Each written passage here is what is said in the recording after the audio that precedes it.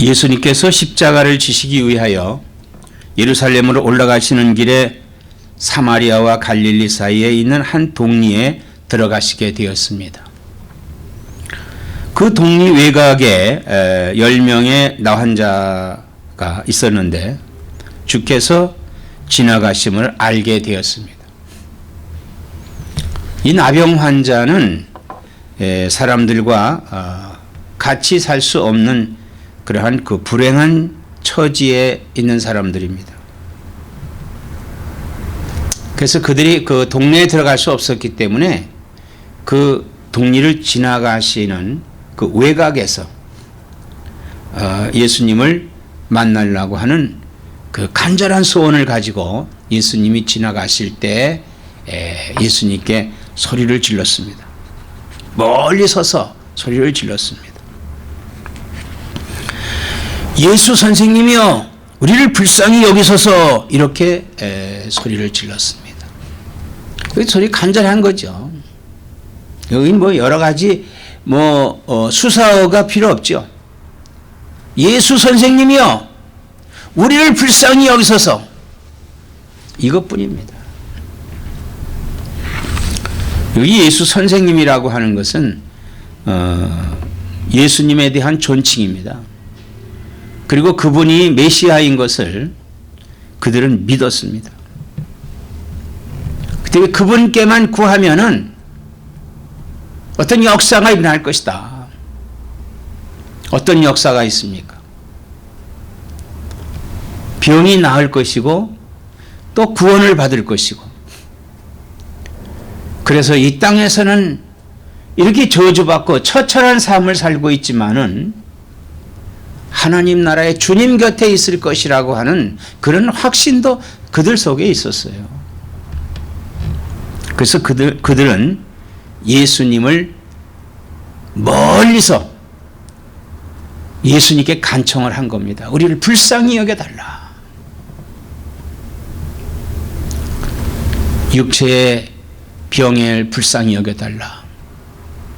영혼이 죽는 것을 불쌍히 여겨달라. 육체는 죽어가고 있지만은 영혼은 살겠다고 하는 그러한 그의 간절한 마음도 그 안에 있었을 것입니다. 오늘 우리가 그런 마음을 갖고 있을까요? 내 육체만을 위한 것이 아니라 내 영혼만을 위한 삶도 오늘 우리는 간절한 그런 마음을 갖고 있어야만 되는 것입니다.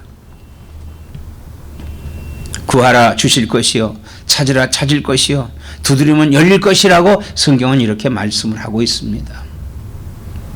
우리 주님께 간절히 구할 때, 그리고 찾을 때, 그리고 두드릴 때, 적극적으로 두드릴 때 우리 주님의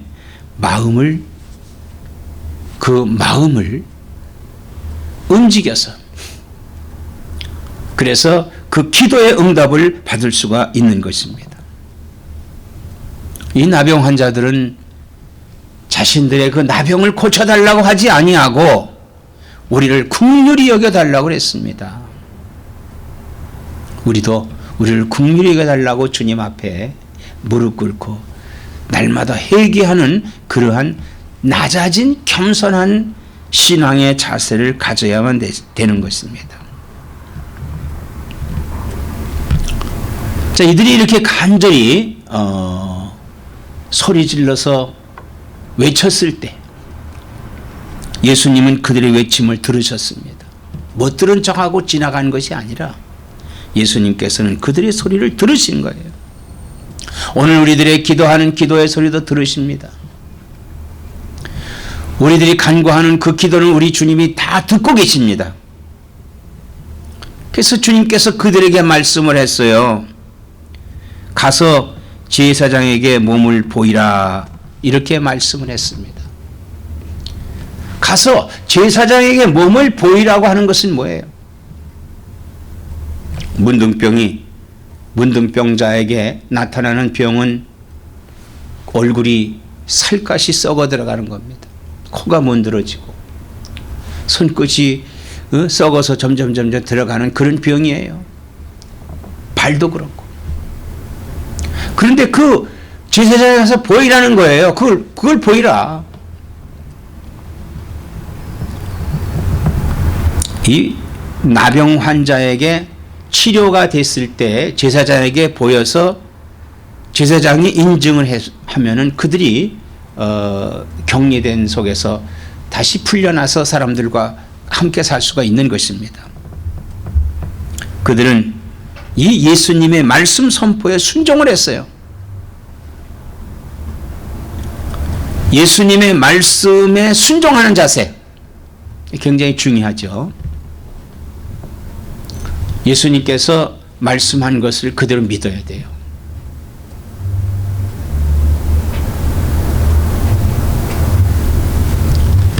로마에 있는 어느 백부장이 자기 집 하인이 중풍병으로 누워 있었습니다. 그래서 그를 불쌍히 여기시고 예수님을 찾아왔어요. 예수님, 우리 집에 하인이 중풍병에 걸려 있는데 그를 고쳐주십시오. 그러니까 예수님께서 그래 어디 가보자. 아닙니다. 감히 어떻게 저희 집까지 오실 수 있겠습니까? 여기서 그냥 말씀만 하옵소서. 그러면 하인이 낫겠습니다. 내가 이만한 믿음을 보지 못했다고 예수님께서 그를 칭찬했습니다. 예수님의 말씀 선포를 믿는 믿음, 그 말씀에 순종하는 믿음, 굉장히 중요한 것이죠. 하나님께서는 말씀으로 우주 만물을 창조하셨습니다. 그래서 말씀의 선포해서 그 믿음을 갖는 것, 순종하는 것, 기적이 나타나는 겁니다. 여러분들도 말씀이 선포될 때 그 선포되는 말씀에 믿음의 역사가 나타나야 되는 것이죠. 나병 환자들은 제사장에게로 가는 도중 문득 자신들의 몸이 깨끗해져 가고 있는 것을 깨달았습니다. 순종할 때 역사는 나타납니다. 예수님께서도 순종하심으로 인류를 구원하는 구속의 역사를 이루셨습니다. 여러 가지 시험이 있었지만은 그러나 오로지 하나님의 말씀에 순종함으로 십자가의 고난을 마다하지 아니하고 그 말씀에 그대로 순종함으로 인해서 온 인류를 구원하시는 역사를 이루시고 십자가에 죽으셨지만은 하나님의 능력으로 다시 부활하는 놀라운 역사를 이루게 된 것입니다. 이제 제사장에게 찾아간 이 나병 환자들은 그 치료받았다고 하는 걸 인정받고 이제 정상인이 되어 어디든 사람들과 어울려 살 수 있는 사람이 되었습니다. 이 얼마나 기쁜 일이며 감사한 일입니까? 놀라운 일이죠. 이렇게 치료받은 10사람 중에서 사마리아인 한 사람은 이 너무 감사하고 고마워서 예수님을 찾아갔습니다. 주님, 너무 감사합니다. 제가 이렇게 낫게 됐습니다. 정말 감사합니다 하고 주님께 감사한 인사를 드렸어요. 주님께서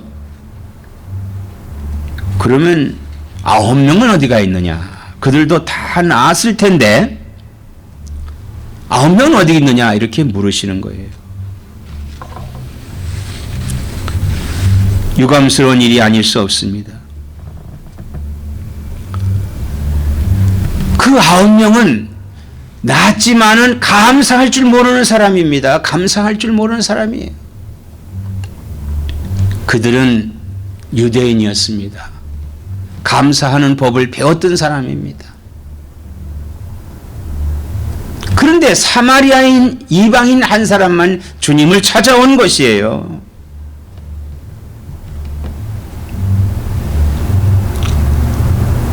예수님께서 유대 나라에 오시고 이스라엘이 그를 영접하지 아니함으로 말미암아서 복음은 사마리아 이방인들에게 넘어왔습니다. 그래서 우리가 구원받은 거예요. 얼마나 감사한 일입니까? 우리는 감사할 수 있어야 돼요.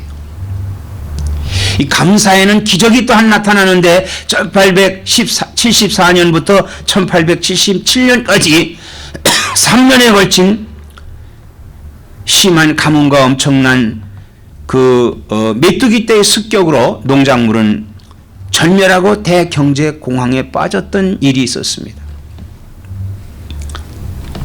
우리가 이 광활한 미국 땅을 보면요, 지금 여기 도해지에서는 그런 실감이 안 납니다만은 저 미네소타라든지 사우스다코다, 노스다코다, 무슨 네브라스카, 무슨 이 아주 그 평지 이런 곳에 가면요, 그 농지가 많이 있습니다.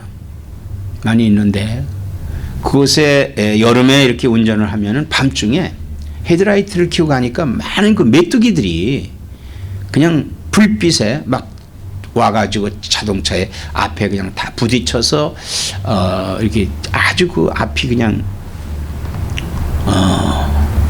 메뚜기들이 전부 다 이렇게 붙어 있어. 그런데 그 가뭄과 아울러서 가뭄에 농작물이 다 잘 자라지 못하고 있는 중에 그래도 조금 자라고 있는 그런 농작물에 메뚜기 떼들이 와서 다 먹어버리니까 아무것도 없는 거예요. 그래서 1877년 4월 27일 당시에 그 미네소타주 주지사였던 필스버리라고 하는 이 주지사가 모든 주민에게 감사 기도의 날을 선포를 했습니다. 감사의 기도 날을 선포하죠. 참 대단한 믿음입니다.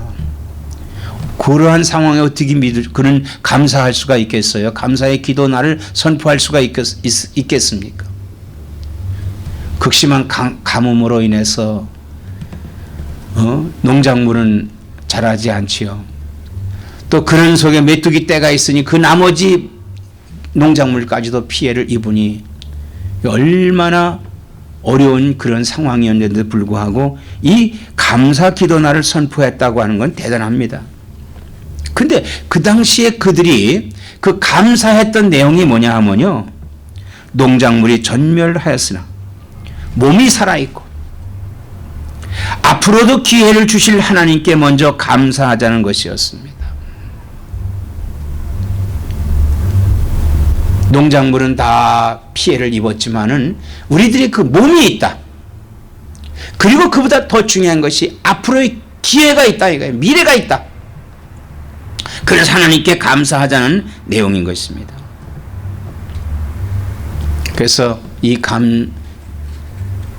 감사 기도의 날을 선포하고 미네소타 주민 전체는 감사 기도를 하게 됐습니다. 감사 기도가 미네소타 전체에 있는 주민들이 합심해서 기도하게 되자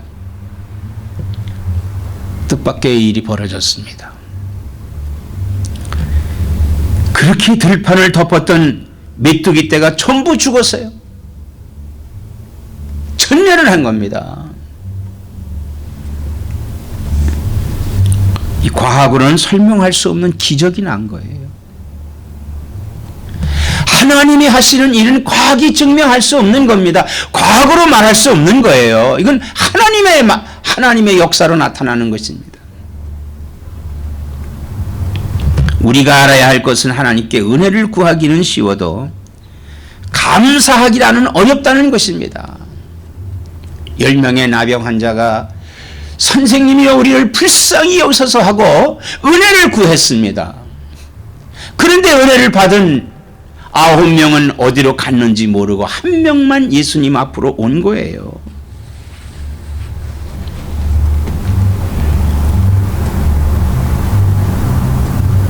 예수님께서 이르시되 10사람이 다 깨끗함을 받지 아니하였느냐?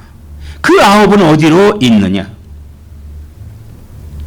이 이방인 외에는 하나님께 영광을 돌리러 돌아온 자가 없느냐 하시고 그에게 이르시되 일어나 가라 내 믿음이 너를 구원하였느니라 하시더라 그랬습니다.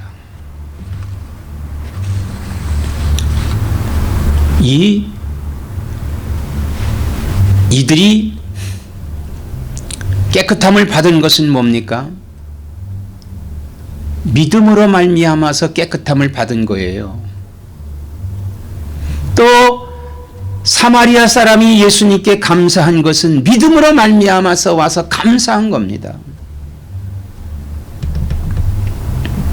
우리는 어떠한 은혜를 받았습니까?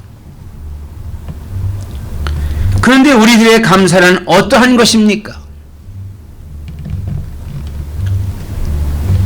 추수감사절에 이런 것들을 생각하며 우리가 감사하는 사람이 되어야만 됩니다.